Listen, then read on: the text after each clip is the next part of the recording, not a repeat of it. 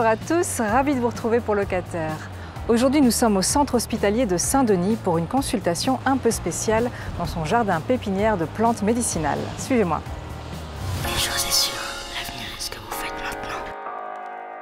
Locataire.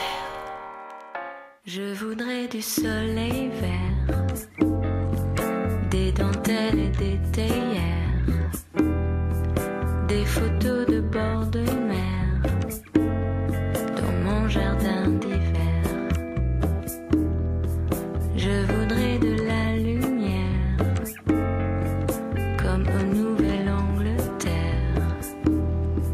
Je veux changer d'atmosphère dans mon jardin. Bienvenue à Jardin Nursery. C'est un lieu atypique où on propose de prendre soin des plantes médicinales, de venir apprendre des choses sur les espèces, sur leurs vertus. On crée un lieu d'échange pour que à la fois des patients, du personnel médical, des visiteurs de patients puissent venir se rencontrer sur d'autres sujets. Et le principe, c'est de véhiculer, transmettre les savoirs sur ces vertus pour les générations futures. L'idée étant de créer un dialogue autour de cette culture des plantes médicinales sur ces lieux.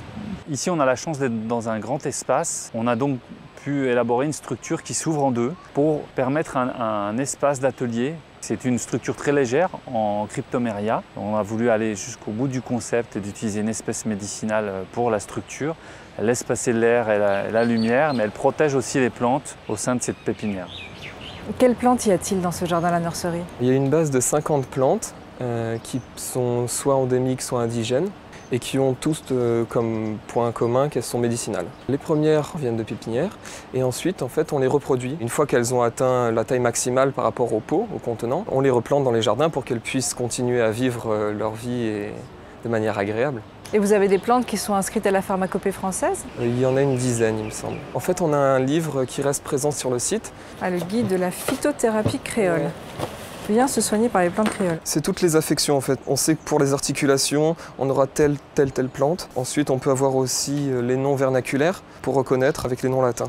Et vous avez aussi la liste des plantes qui sont inscrites à la pharmacopée française. Et avec la distinction, si elles sont indigènes, endémiques des Mascareignes ou seulement de la Réunion.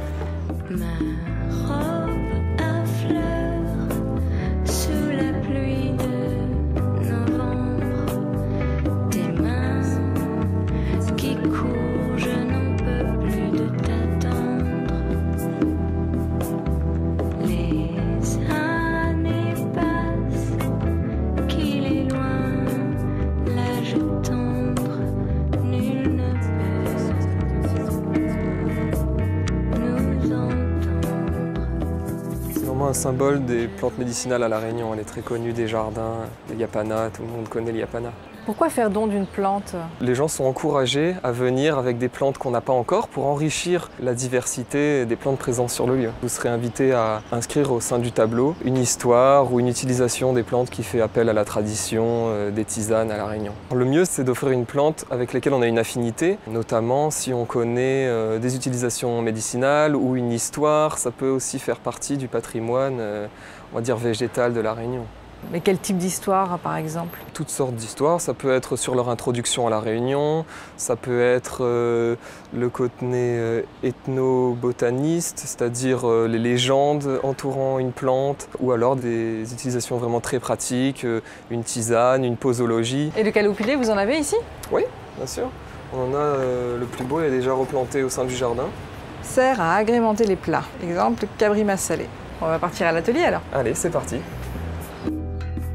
Je voudrais toujours te plaire dans mon jardin d'hiver. Je veux déjeuner par terre comme au long des golfes clairs. T'embrasser les yeux. Ah, pareil, là quand on arrose, on voit à quelle vitesse ça descend. On essaye de ne pas faire stagner trop d'eau. On arrose, on laisse descendre, on voit.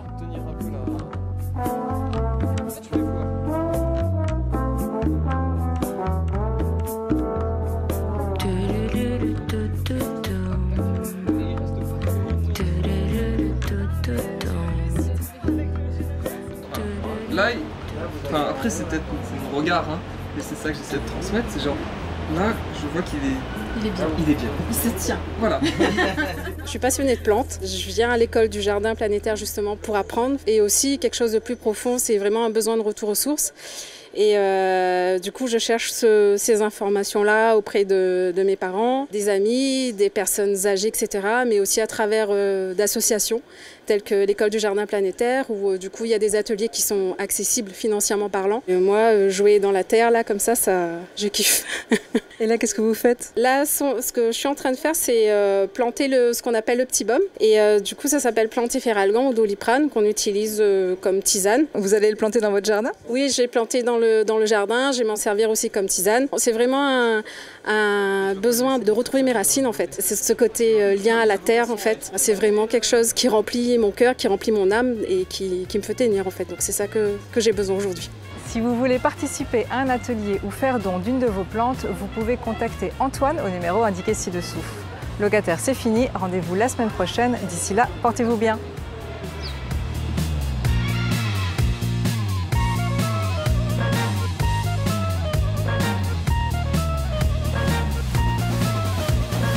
Une chose est sûre.